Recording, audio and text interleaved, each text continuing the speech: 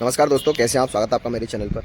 दोस्तों आज मेरे को एक पर्स मिला है जिसमें कि उसके एक भाई है जो कि हमारे थाने क्षेत्र का ही है और उसके डॉक्यूमेंट्स हैं उसमें और थोड़े से पैसे भी हैं।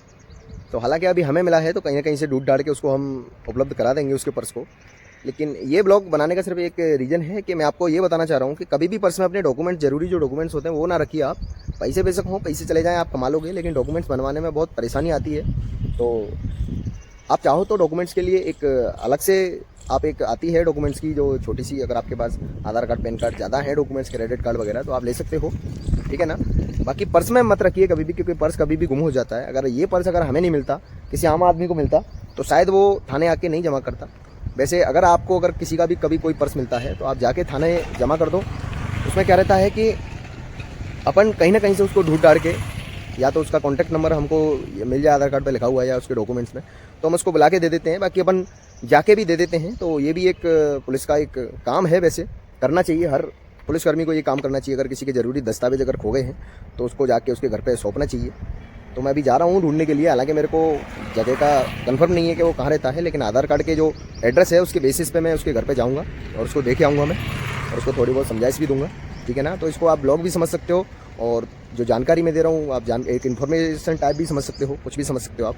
मैं अभी आपको उसका आधार कार्ड दिखाऊंगा, उसके बेस पे ही मैं उसके घर जा रहा हूँ और उसको उसके दस्तावेज मैं वापस करके आऊँगा, ठीक है। देख सकते हैं ये आधार कार्ड है उसका नाम है,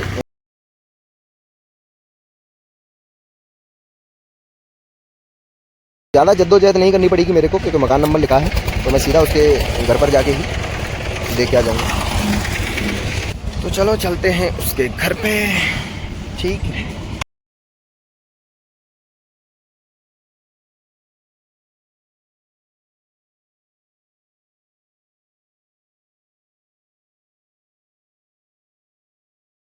दादा ये कृष्णा पार्क कहाँ है? कृष्णा पार्क कॉलोनी नहीं, अभिषेक नगर में कृष्णा पार्क है ना, जिसको मालवे का धाम बोलते हैं। दोस्तों बहुत परेशानी आ रही है उसको ढूंढने में, क्योंकि उसका जो एड्रेस है मालवे का धाम करके है, और मालवे का धाम करके कोई कॉलोनी नहीं है हमारे नखड़ा में। कृष्णा पार्क करके अगर मैंने गूगल पे सर्च किया तो आ रहा है, लेकिन कृष्णा पार्क उधर बता रहे हैं लोग, तो वहाँ भी जाके एक बार अपन देख लेते हैं।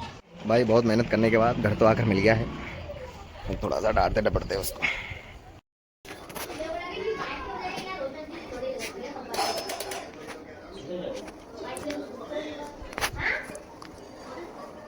पापा को बोला बेटा,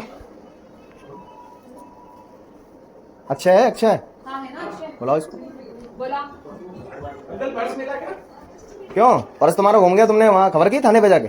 अरे मैं अभी घूमने में देखने भी आया था। हम तुम्हारे लिए पूरे कॉलोनी घूम रहे हैं। अरे तुमको जाना चाहिए एक बार थाने, तो कम से कम बताना चाहिए। मैंने अभी आके, मैं वही मेरे घूमने के बाद मैंने अभी आके बोला मैंने थाने पे कंप्लेन करने जाऊँ खाना खाके ना के। अगर तुम कंप्लेन करने आते तो हमको आने की जरूरत नहीं पड़ती ना। एक तो तुम्हारी कृष्णा कॉलोनी और मालवी का धाम में कंफ्यूजन रहता होगा वो।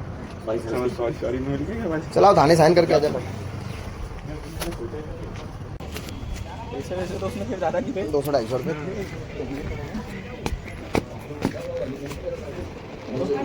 तो दीवान जी ये पर्स का मालिक आ गया है।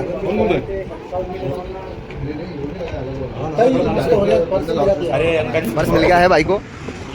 भाई अभी क्या कहना चाह रहे हो? आगे से क्या क्या ध्यान रखना है आपको? बस पर्स का ध्यान रखना है। तो नहीं, पर्स का तो रखना ही है, और डॉक्यूमेंट जो है पर्स में नहीं रखने हैं। पर्स में नहीं रखना, ओरिजिनल नहीं रखना है। मेरा ड्राइविंग लाइसेंस उसमें ओरिजिनल था। क्योंकि मान लो अगर कभी पर्स खो भी जाता है तो अपने पास क्या सुरक्षित रहेगा? डॉक्यूमेंट्स। क्योंकि डॉक्यूमेंट्स बनवाने में दिक्कत आती है, पैसे अपन हाथ पैर का मैल है कभी भी कमा लेते हैं ना। ठीक है, थैंक यू। हाँ।